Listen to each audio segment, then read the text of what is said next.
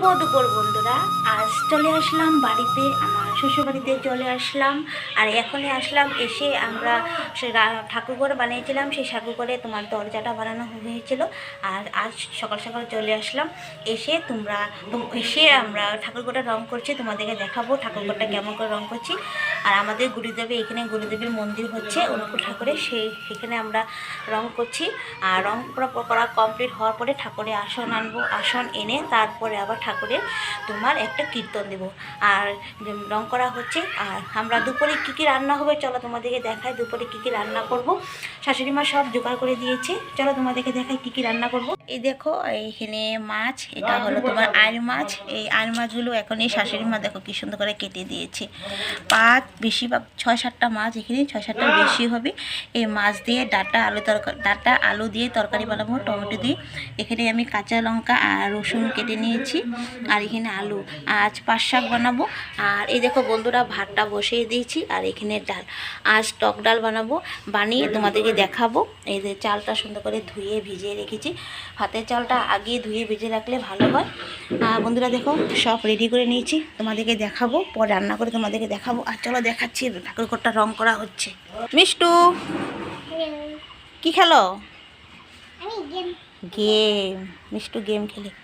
আর এই দেখো ঠাকুরের রং করা হচ্ছে, পুরা কমপ্লিট হয়ে গেছে। এখন ঠাকুরঘরের দরজাটা রং করছে, পুরা ঠাকুরঘরের ভিতরটাও রং করছে, বাইরের দরজাটা রং করে দিয়েছি। রং করার পরে আবার কদিন পরে আমরা ঠাকুরের আসন এনে দেওয়া হয়ে গেছে। বন্ধুরা দেখে এসে দেখলাম ঠাকুর পূজা দেওয়া হয়ে গেছে। আর এই আসনটা আমরা ঠাকুরঘরটা বানানো হচ্ছে, সেইখানে নিয়ে যাব। এটা নেব না, কিন্তু নতুন আসন এনে তারপরে আমরা নেব।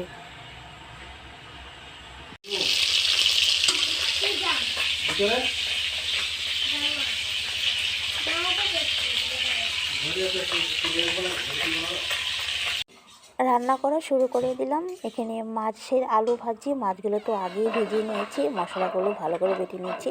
আর মাছ তরকারি রান্না করলে মশলা বেটে মাছ রান্না করলে ভালো হয়। তাই বন্ধুরা মাছগুলো ভালো করে ভেজে তারপরে আলুগুলো ভাজি।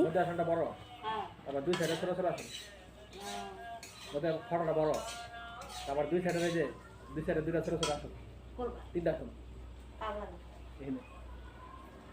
মধ্যে একটা বড়, দুই সাইডে একটা ছোট ছোট।